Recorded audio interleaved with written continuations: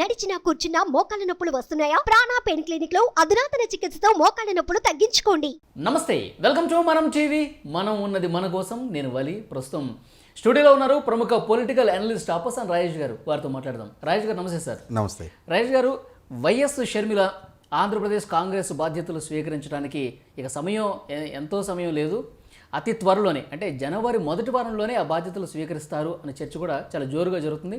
ఢిల్లీలో కాంగ్రెస్ హైకమాండ్ కూడా అక్కడి ఏపీ కాంగ్రెస్ నేతలతో భేటీలో ఈ విషయం కూడా చర్చకు వచ్చినట్టుగా తెలుస్తుంది సార్. కాంగ్రెస్ బాధ్యతలు తీసుకున్న తర్వాత ఎలా ఉండబోతుంది ఆంధ్రప్రదేశ్లో పరిస్థితి? మొన్నటి వరకు కొంచెం ఊహాజనితంగా అనిపించేది. అంటే మొదట్లో కాంగ్రెస్ పార్టీలో విలీనం తీసుకుని చర్చలు జరుగుతున్నాయి అన్నప్పుడు నిజమైన అంత సుదీర్ఘ పాదయాత్ర చేసి కాంగ్రెస్ పార్టీ నాయకత్వాన్ని కూడా అంతగా గట్టిగా విమర్శ చేసి కాంగ్రెస్ పార్టీలో విలీనం తీసుకుని చర్చలు జరిగినాయా అని చెప్పని అనుకున్నారు. కానీ ఎప్పుడైతే డీకే శివకుమార్ గారితో కలవటం, ఢిల్లీ వరకు వెళ్ళి కాంగ్రెస్ అధినాయకత్వంతో చర్చలు జరపడం, అది వాస్తవరూపంగా కళ్ళ ముందుకు వచ్చిందో నిజమేనని చెప్పని రూఢి అయింది. తర్వాత కాంగ్రెస్ నాయకత్వంతో జరిపిన చర్చలు ఫెయిల్ అయినాయి, అవి ఆచరణ రూపంలో సాధ్యం కావట్లేదు, మళ్ళీ తిరిగి పోటీ చేయబోతున్నారని చెప్పని వార్తలు వచ్చినాయి. తర్వాత మళ్ళీ శర్మ గారే స్వయంగా మీడియాలోకి వచ్చి, లేదు ప్రభుత్వ వ్యతిరేక ఓటు చేరకుండా ఉండటం కోసం నేను కాంగ్రెస్ అభ్యర్థులకు మద్దతు తెలుపుతున్నాను, మా పోటీ నుంచి విరమించుకుంటున్నామని చెప్పి ప్రకటించిన నేపథ్యంలో కాంగ్రెస్ పార్టీతోటి కొంత సహజ అడుగులు పడుతున్నట్టుగా అర్థమైంది. ఈ నేపథ్యంలో ఆంధ్రప్రదేశ్ రాష్ట్ర కాంగ్రెస్ బాధ్యతలు చేపట్టబోతున్నారన్న వార్త ఒక రకంగా కొంత అంటే ఆలోచింపజేసింది. ఇన్ని రోజుల నుంచి నిజంగానే తన సొంత సోదరుడు అక్కడ ముఖ్యమంత్రిగా ఉన్నారు, తనకి రాజకీయ ప్రత్యర్థిగా అక్కడ బాధ్యత టేకప్ చేయడానికి సిద్ధపడతారా? దాన్ని నివారించడం కోసమే తెలంగాణ ప్రాంతాన్ని రాజకీయ క్షేత్రంగా ఎంచుకున్నారు కదా.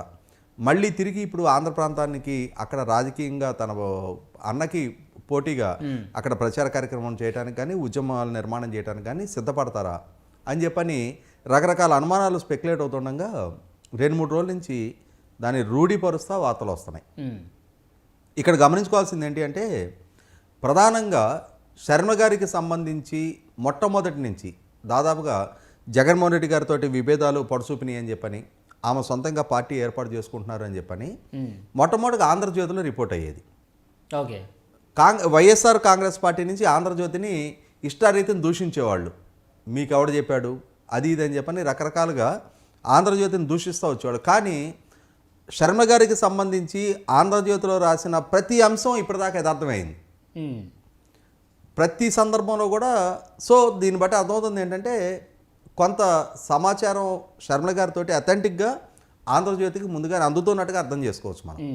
కాబట్టి ఇప్పుడు ఆంధ్రప్రదేశ్ బాధ్యతలు చేపట్టబోతున్నారనే వార్త కూడా మొట్టమొదటిగా ఆంధ్రజ్యోతిలోనే వచ్చింది కాబట్టి అది అధికారికమైన సమాచారంగానే మనం భావించవచ్చు.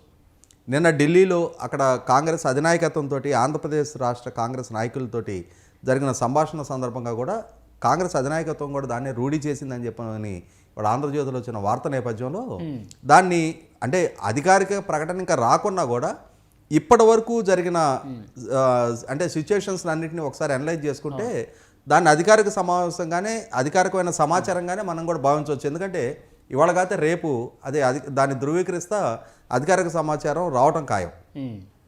ఇటువంటి నేపథ్యంలో మీరు ఇందాక ప్రస్తావించినట్టుగానే ఎంతటి ప్రభావం ఉంటుంది అనేది ఒకటైతే వాస్తవం. 2014 రాష్ట్ర విభజన జరిగిన తర్వాత కాంగ్రెస్ పార్టీ దాని మనుగడ ఉనికి కూడా ఆంధ్రప్రదేశ్ రాష్ట్రంలో కనుమరుగైపోయిన పరిస్థితి.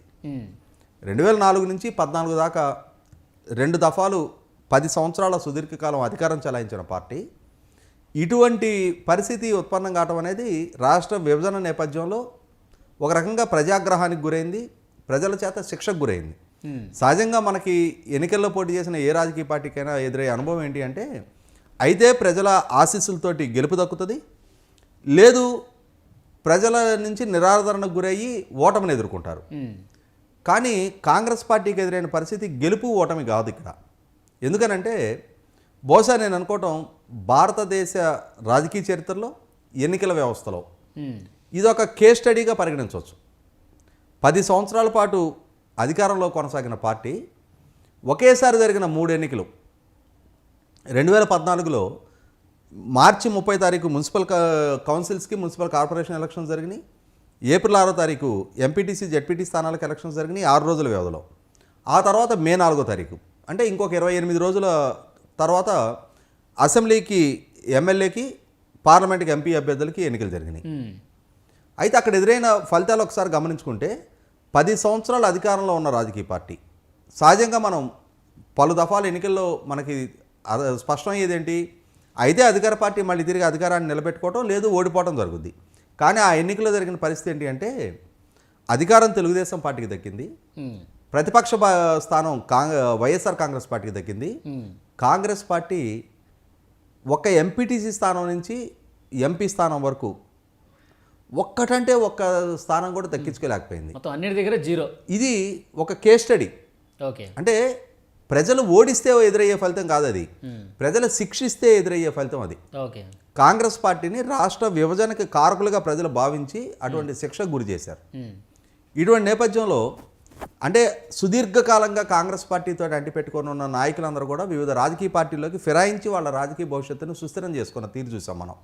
చాలామంది వివిధ హోదాల్లో అప్పటి వరకు అద్భుతమైన అధికారాన్ని చెలాయించిన హోదా హంగు ఆర్భాటంతో తిరిగిన నాయకులు కూడా రాజకీయంగా కనుమరుగైపోయిన వాళ్ళని చూసాం మనం ఆ ఎన్నికల తర్వాత.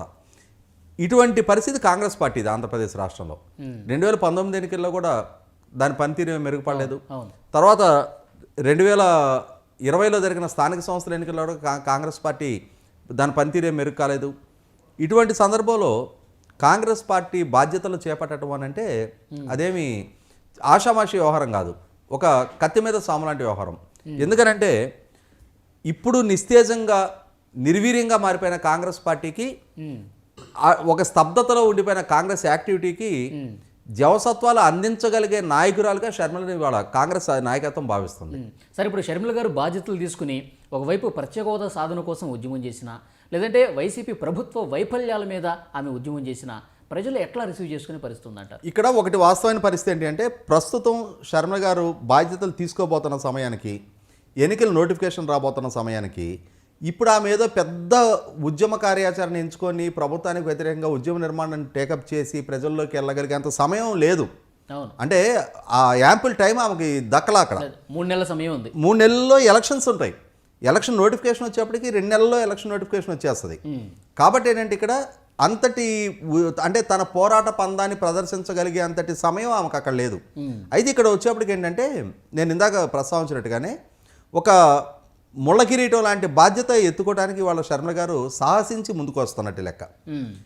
కాకపోతే ఇక్కడ ఆమె రాజకీయ నేపథ్యం మనం ఒకసారి గమనించుకుంటే సవాళ్ళని తీసుకోగలిగే ధైర్యం, తెగువ, మొండితనం ఉన్న మహిళగా షర్మిల గారు ఆల్రెడీ ప్రూవెన్ ఫ్యాక్టర్. అవును, ఇవాళ కొత్తగా మనం షర్మిల గారిని చూడటల్లా.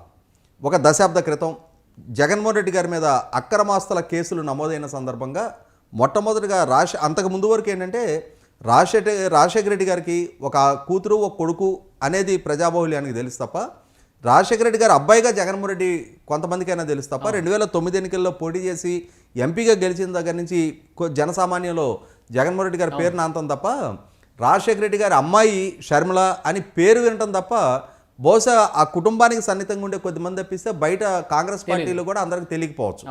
అటువంటి నేపథ్యం నుంచి ఒకసారి రాజశేఖర రెడ్డి గారు చనిపోయి జగన్మోహన్ రెడ్డి గారి మీద అక్రమాస్తుల కేసులు నమోదయ్యి విచారణ జరిగి ఆయన అరెస్ట్ అయిన తర్వాత వాస్తవంగా అప్పటికి కొత్తగా ఏర్పడ్డ పార్టీ వైసీపీ పార్టీ కాంగ్రెస్ పార్టీతోటి విభేదించి తను సొంతంగా పార్టీ ఏర్పాటు చేసుకున్న జగన్మోహన్ రెడ్డి గారు తాను ఎంపీగా వాళ్ళ అమ్మగారు ఎమ్మెల్యేగా అప్పటికి కాంగ్రెస్ పార్టీ నుంచి ప్రాతినిధ్యం వహిస్తున్న పదవులకు రాజీనామా చేసి తమ పార్టీ తరఫున తిరిగి ఉప ఎన్నికలకు ఎదుర్కొని వాళ్ళు నెగ్గిన నేపథ్యంలో ఆ తర్వాత కొద్ది రోజులకి ఈ కేసులు, ఈ అరెస్టు పర్వం కొనసాగింది. ఇటువంటి సందర్భంలో సహజంగా ప్రజల్లో జరిగిన చర్చ ఏంటి అంటే నిన్నగాక మన కొత్తగా పార్టీ పెట్టారు, ఆ పార్టీకి ఉంది ఒక ఎంపీ ఒక ఎమ్మెల్యేనే, ఇప్పుడు ఆయన మీద పార్టీ అధ్యక్షుడి మీద ఇంత గంభీరమైన ఆరోపణలతోటి కేసులు నమోదైనవి, ఆయన అరెస్ట్ చేశారు, వేల కోట్ల రూపాయల అక్రమాలకి అవినీతికి పాల్పడినట్టుగా ఛార్జ్షీట్లు నమోదవుతూ ఉన్నాయి. ఇక ఈ పార్టీ భవిష్యత్తు కనుమరుగే, ఇక రాజకీయంగా వైసీపీ పార్టీ భూస్థాపితం అవడం ఖాయం అని చెప్పని సహజంగానే ప్రత్యర్థులు భావించారు, ప్రజల్లో కూడా చర్చ జరిగింది. అటువంటి సందర్భంలోనే షర్మిల గారు ఒక మొక్కవోని పట్టుదలతోటి వాస్తవంగా అసలు ఈ పార్టీకి ఇంకా దిక్కెవరు, పార్టీ అధ్యక్షుడు, క్రౌడ్ పుల్లరు, స్టార్ క్యాంపెయినర్గా ఉన్న జగన్మోహన్ రెడ్డి గారు జైల్లో ఉన్నారనుకున్న నేపథ్యంలో ఎవరు ఊహించని కోణంలో షర్మిల గారు ముందుకు రావడం జరిగింది. మా అన్న సంధించిన బాణాన్ని నేను అని చెప్పని ఒక ఆడపిల్ల ఆమె చూపించిన మొండితనం, పోరాట పటిమ, 3000 కిలోమీటర్ల పైగా ఆమె చేసిన పాదయాత్ర ఆ పార్టీకి తిరిగి ఆక్సిజన్ ఇచ్చినట్టయింది. నిస్తేజంగా మారిపోద్ది అనుకున్న పార్టీని బలపరిచి ఆయన జైల్లో ఉండగానే ఆయనకు మద్దతుగా రాజీనామా చేసిన ఎమ్మెల్యేలు ఉప ఎన్నికలను ఎదుర్కొంటున్న సందర్భంగా స్టార్ క్యాంపెయినర్గా వాళ్ళ తల్లి విజయలక్ష్మి గారు, శర్మ గారు వాళ్ళ తరపున ప్రచారం చేసి 15 అసెంబ్లీ స్థానాల్లో తెలుగుదేశం పార్టీకి డిపాజిట్లు రాకుండా పోయినాయి. ఓకే, అంతటి ఘన విజయం, అంతటి భారీ మెజార్టీతోటి వైసీపీ అభ్యర్థులు గెలవడం జరిగింది. అక్కడ వైసీపీ పార్టీకి భవిష్యత్తు ఉంది, ప్రజల్లో ఆ పార్టీ మనుగడ కొనసాగుతుంది, జగన్మోహన్ రెడ్డి గారి ఆప్షన్స్లో కూడా ఆ పార్టీకి సమర్థ నాయకత్వం అందించగలదు అని చెప్పని తాను రుజువు చేసుకోవడం ద్వారా ఆ పార్టీకి జవసత్వాలు అందించింది శర్మ గారు. అవును.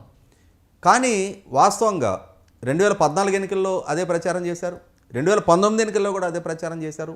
ఇంత ప్రచారం చేసి ఆ పార్టీకి అన్ని అండదండలు అందించినా కూడా జగన్మోహన్ రెడ్డి గారి వైపు నుంచి శర్మ గారికి నిరాదరణ ఎదురైందనేది వాస్తవం. ఆమెకి తగిన గుర్తింపు, ప్రాతినిధ్యం ఆ పార్టీలో ఇవ్వలేదనేది వాస్తవం. ఇటువంటి నేపథ్యంలోనే అన్నతోటి ఆమె విభేదించడం జరిగింది. సహజంగా రాజకీయాల్లోకి రాకముందు వేరు, వచ్చి ఆ పార్టీ తరపున బాధ్యతలు స్వీకరించి ప్రచార బాధ్యతలు మోస్తూ ప్రచారం చేస్తూ అన్నకి అండదండలు అందిస్తున్న నేపథ్యంలో తగిన గుర్తింపు తనకు కూడా దక్కాలని ఆశించడం తప్పట్టడానికి వీల్లేదు. ఆశించిన శర్మ గారికి అక్కడ 100% నిరాశ ఎదురైందనేది వాస్తవం. సరే, ఇప్పుడు కాంగ్రెస్ పార్టీ బాధ్యతలు తీసుకున్న తర్వాత నేరుగా జగన్మోహన్ రెడ్డి గారిని పేరు ప్రస్తావిస్తూ విమర్శలు చేసే పరిస్థితి వస్తుంది. అప్పుడు ఎలా ఉంటుంది సార్? అంటే ఒకటి, శర్మిల గారి రాజకీయ ప్రస్థానం మనం గమనించుకుంటే ఆమె చేయదలుచుకుంటే ముక్కుసూటి విమర్శలే చేస్తుంది. చంద్రబాబు నాయుడు గారిని విమర్శించినా, ఆనాడు కాంగ్రెస్ ప్రభుత్వాన్ని విమర్శించినా, కేసీఆర్ గారిని విమర్శించినా, ఇప్పుడు మళ్ళీ తిరిగి పాలకొడుగా ఉన్న జగన్మోహన్ రెడ్డి గారితో రాజకీయ ప్రత్యర్థిగా పోరాటం ఎంచుకోవాల్సి వచ్చినా నిర్మోహాటంగానే ముక్కుసూటిగానే విమర్శలు సంధించగలిగే స్థైర్యం ఆ అమ్మాయి దగ్గర ఉంది అనేది నేను ఎందుకు అంత బలంగా చెప్తున్నాను అని అంటే, బహుశా భారతదేశ రాజకీయ చరిత్రలోనే బిఫోర్ ఇండిపెండెన్స్ కానీ ఇవాళ కానీ ఇప్పుడున్న ఆధునిక రాజకీయాల్లో కానీ శర్మిల గారి లాగా 2 సార్లు 3,000 కిలోమీటర్ల పైగా పాదయాత్ర చేసిన మహిళ ఇంకొకళ్ళు లేరు. అంతటి పోరాట పటిమ ప్రదర్శించగలిగింది. అంటే ఆ మానసిక స్థైర్యం ఆ అమ్మాయి దగ్గర ఉంది. సవాళ్ళని అంటే ధీటుగా దాటిగా ఎదుర్కోగలిగే స్థైర్యం ఆ అమ్మాయి దగ్గర ఉంది. ఇటువంటి నేపథ్యంలో ఖచ్చితంగా జగన్మోహన్ రెడ్డి గారి వల్ల నేను అవమానపడ్డాను, నా అవకాశాలు కోల్పోయి, నేను ఉపయోగపడిన దానికి ప్రతిఫలంగా జగన్మోహన్ రెడ్డి గారు నాకు తగిన గుర్తింపు ఇవ్వలేదు అన్న భావంలో ఉన్న అమ్మాయి రాజీ పడుతుందని చెప్పని నేను అనుకోవటంలా. ఎట్టి పరిస్థితులు ఆ పోరాట పటిమ ప్రదర్శించడం ఖాయం. ఇక్కడ గమనించుకోవాల్సింది కూడా ఏంటంటే, ప్రజలు రాజశేఖర రెడ్డి గారు చనిపోయిన సానుభూతి, జగన్మోహన్ రెడ్డి గారి మీద ఎన్ని ఆరోపణలు ఉన్నా, ఆయన అవినీతి చేశారు అని చెప్పని ఛార్జ్ షీట్లలో సిబిఐ డాక్యుమెంట్ ఎవిడెన్స్ తోటి ఎస్టాబ్లిష్ చేస్తున్నా కూడా ప్రజలు తండ్రి చనిపోయినా రాజశేఖర రెడ్డి గారు సంక్షేమ పాలనని దృష్టిలో పెట్టుకొని జగన్మోహన్ రెడ్డి గారికి అంటే ప్రజలు ఆయన ఆదరించడం జరిగింది. ఇటువంటి నేపథ్యంలో అంటే ఇక్కడ అర్థమవుతుంది ఏంటి, సానుభూతి అనేది చాలా బలీయమైన ఫ్యాక్టర్గా జగన్మోహన్ రెడ్డి గారికి అండగా నిలబడింది.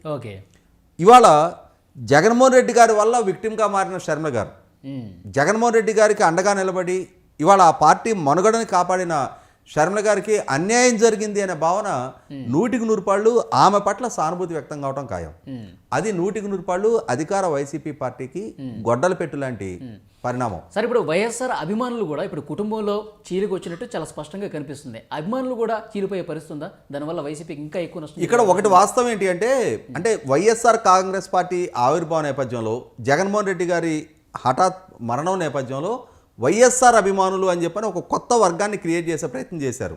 వాస్తవంగా కాంగ్రెస్ పార్టీ నాయకుడు రాజశేఖర రెడ్డి గారు, కాంగ్రెస్ అభిమానులు వాళ్ళందరూ సుదీర్ఘకాలం కాంగ్రెస్ పార్టీతో 1978లో రెడ్డి కాంగ్రెస్లో గెలిచి తర్వాత కాంగ్రెస్ పార్టీలోకి ఫిరాయించిన రాజశేఖర రెడ్డి గారు 78 నుంచి 2009లో వారు చనిపోయేదాకా దాదాపుగా 31 సంవత్సరాల పాటు కాంగ్రెస్ పార్టీ నాయకుడిగా చెలామణయ్యారు.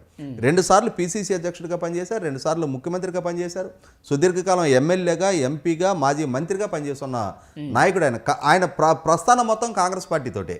కాబట్టి వాళ్ళ కాంగ్రెస్ శ్రేణులు వాళ్ళు ఆ కాంగ్రెస్ శ్రేణులు కాంగ్రెస్ పార్టీ రాష్ట్ర విభజన నేపథ్యంలో నిర్వీర్యమైన నేపథ్యంలో జగన్మోహన్ రెడ్డి గారి వెనక ర్యాలీ అయ్యారు. ఇవాళ తిరిగి కాంగ్రెస్ పార్టీ పునరుజ్జీవనం పొందే ఆస్కారం కనపడింది. అదే సందర్భంలో జగన్మోహన్ రెడ్డి గారు తన పార్టీలో ఆయనకైనా సృష్టించుకుంటున్న సంక్షోభం. ఆయన ఏంటి ఇప్పుడు వ్యూహకర్తల సర్వే ఫలితాలు దేని మీద ఆధారపడి కొంతమంది అభ్యర్థులకి అభ్యర్థిత్వాలు నిరాకరిస్తూ ఉన్నారు. ఓకే. ఇటువంటి నేపథ్యంలో ఖచ్చితంగా వాళ్ళకి కూడా ఒక రాజకీయ ఆశ్రయం కావాలి కదా. ఇవాళ నిన్నటి వరకు ఎమ్మెల్యేలుగా పనిచేశారు. ఎంత జగన్మోహన్ రెడ్డి గారి పార్టీ ప్లాట్ఫామ్ మీద గెలిచినా, ఎంత జగన్మోహన్ రెడ్డి గారి ఇమేజ్తో గెలిచినా, స్థానికంగా సుదీర్ఘకాలం క్రియాశీలక రాజకీయాల్లో ఉన్న నాయకులుగా వాళ్ళకు కూడా ఎంతో కొంత ఓట్ బ్యాంక్ అనేది కన్సాలిడేట్ చేసుకునే కెపాసిటీ ఉంటుంది. అటువంటి నేపథ్యంలో వాళ్ళని పూర్తిగా నిరాదరణకు గురి చేస్తా ఏకపక్షంగా, ఎందుకంటే నిన్న ఈరోజు వార్తలో వస్తున్న దాని ప్రకారం చూస్తే సజ్జల రామకృష్ణారెడ్డి గారు, లేదు ప్రాంతీయ పర్యవేక్షకులు, లేదంటే ముఖ్యమంత్రి గారి పిఎస్ ధనుంజయ రెడ్డి గారు ఆయన మాట్లాడుతున్నారు తప్పితే జగన్మోహన్ రెడ్డి గారు ఎమ్మెల్యేలతోటి కనీసం మీకు పలానా కారణం వల్ల మేము అవకాశం కల్పించలేకపోతున్నాను, భవిష్యత్తులో మెరుగైన అవకాశాలు ఇస్తాను, మీరు కొద్ది రోజుల పాటు వెయిట్ చేయండి అని చెప్పని ఆయన డైరెక్ట్గా మాట్లాడే చొరవ కూడా చూపించలేదు అని చెప్పనేది 100% అది వాళ్ళ అహం దెబ్బతీస్తుంది. మేము నిరాదరణకు గురి అయ్యామన్న భావనలో ఏర్పడటం ఖాయం.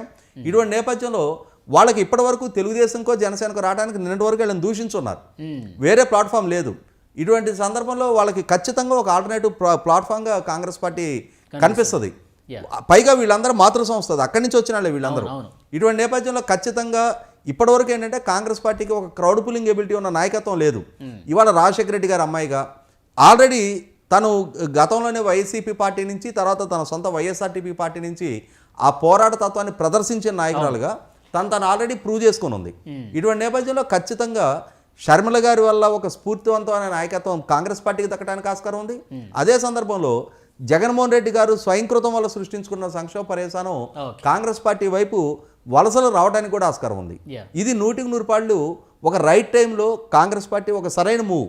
అంటే షర్మిల గారికి బాధ్యతలు అప్పచెప్పడం, అదే సందర్భంలో జగన్మోహన్ రెడ్డి గారి వల్ల ఆ పార్టీ నుంచి తిరిగి ఏ పార్టీ నుంచి అయితే తన మూలాలు బలపడినాయో అదే దిశగా ఇవాళ ఆయనే బలవంతాన్ని తరిమేస్తున్నట్టు అవుతుంది కొంతమంది నాయకులు. వాళ్ళు రాజకీయ ఆశ్రయం పొందడం ఖాయం. ఎంత స్థాయి ప్రభావితం చూపుద్ది అనేది రేపు అంతిమంగా ప్రజలు తీర్పు వచ్చినాక వ్యక్తం అవుద్ది. కాకపోతే ఒకటి వాస్తవం ఏంటి అంటే ఎంత స్థాయి ప్రభావం అయినా చూపిని కాంగ్రెస్ పార్టీ రేపు ఇప్పుడున్న 1% నుంచి అది 2% పెరుగుద్దా, 5% పెరుగుద్దా, 6% పెరుగుద్దా, ఎంత స్థాయి పోలరైజేషన్ ఆ పార్టీకి అనుకూలంగా చేసుకోగలిగినా సరే అంత స్థాయి నష్టం మాత్రం అధికార వైసీపీ పార్టీకి అనేది 100% రూఢి అయిన ఫ్యాక్ట్ అది. చూద్దాం సార్ ఏ విధంగా ఉంటుందో. షర్మిల గారి బాధ్యతలు అతి త్వరలోనే స్వీకరిస్తారని తెలుస్తుంది. దాని తర్వాత పర్యవసనాలు ఎలా ఉంటాయో చూద్దాం. Thank you very much.